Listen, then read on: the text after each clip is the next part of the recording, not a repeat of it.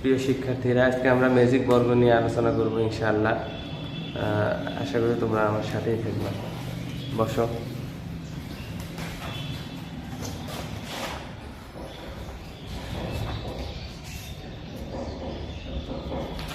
দেখো,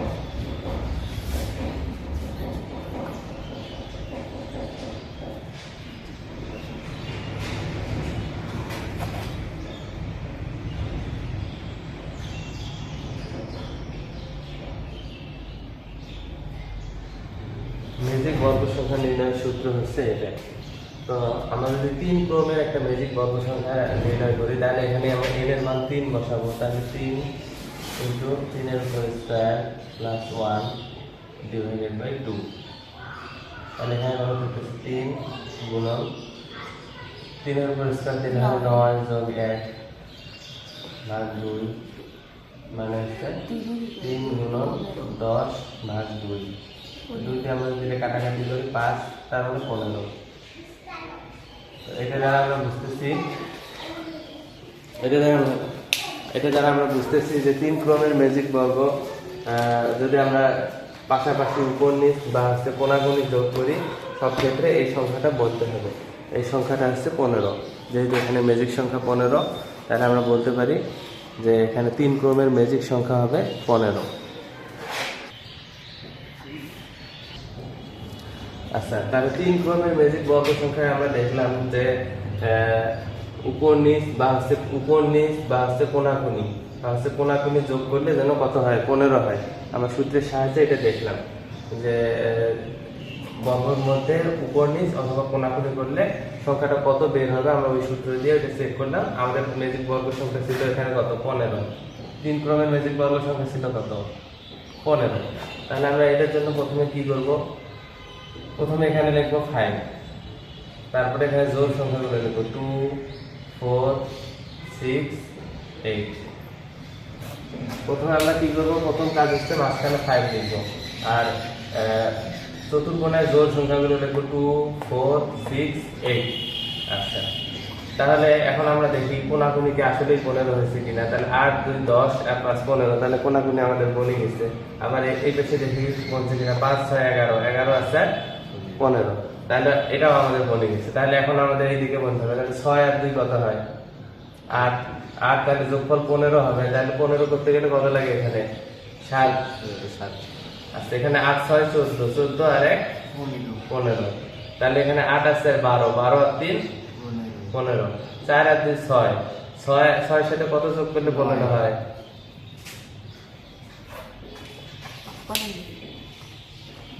তো আশা করছি তোমরা বুঝতে। এখন আমরা 4 ক্রমের ম্যাজিক বর্গ দেখবো। তাহলে আমরা সূত্র থেকে দেখতে পাই যে 4 ক্রমের ম্যাজিক বর্গে আমাদের উপর নিচ বা কোণাকুনি আমাদেরকে যোগ করে কত বানাইতে হবে, 34 বানাইতে হবে। তাহলে যেহেতু এখানে 34 আমাদেরকে বানাইতে হবে যোগ করি উপর নিচ এবং কোণাকুনি। তো এইটার ক্ষেত্রে আমরা প্রথমে একটা টেকনিক অবলম্বন করব। প্রথমে এই কোণা বরাবর এই কোণা দিয়ে এই কোণা দিয়ে এই কোণা কাটি দেবো, আবার এই কোণা দিয়ে এই কোণা দিয়ে এই কোণা দিয়ে এই কোণা দিয়ে আমরা কাটি দেবো। তো যদি কেটে দেই, তাহলে বাকি যে ঘরগুলো আছে এই ঘরগুলো আগে আমরা পূরণ করব এবং কাটা ঘরগুলো আমরা পরে পূরণ করব। তাহলে বাকি ঘরগুলো কিভাবে পূরণ করব,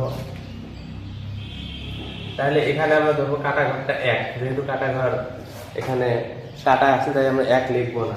তাহলে আমরা শুরু করবো মতো, এটা হচ্ছে 2, তারপরে হচ্ছে কত 3, তারপরে 4 এখানে নাই, যেহেতু কাটা আমরা লিখবো না। তাহলে এখানে হবে কত 5, তাহলে এখানে 6 7, এখানে হবে কত 8, এখানে হবে 9। যেহেতু 10 এর ঘর কাটা 10 লিখবো না, 11 ঘর কাটা 11 লিখবো না, তাহলে এখানে কত হবে 12। 13 ঘর কাটা 13 লিখবো না, তাহলে এখানে হবে কত 14, এখানে হবে 15।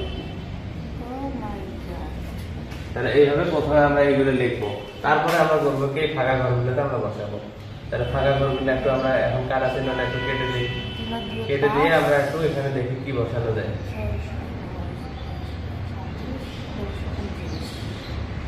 তাহলে বাকি ঘরগুলো এখন আমরা পূরণ করবো। এখন আমরা এই কোণা থেকে শুরু করছিলাম, তাহলে এই কোণা থেকে এখন আমরা শুরু করবো।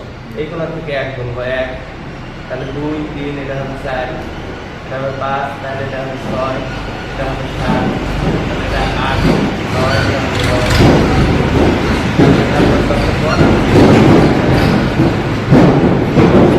এটা হবে কত 11।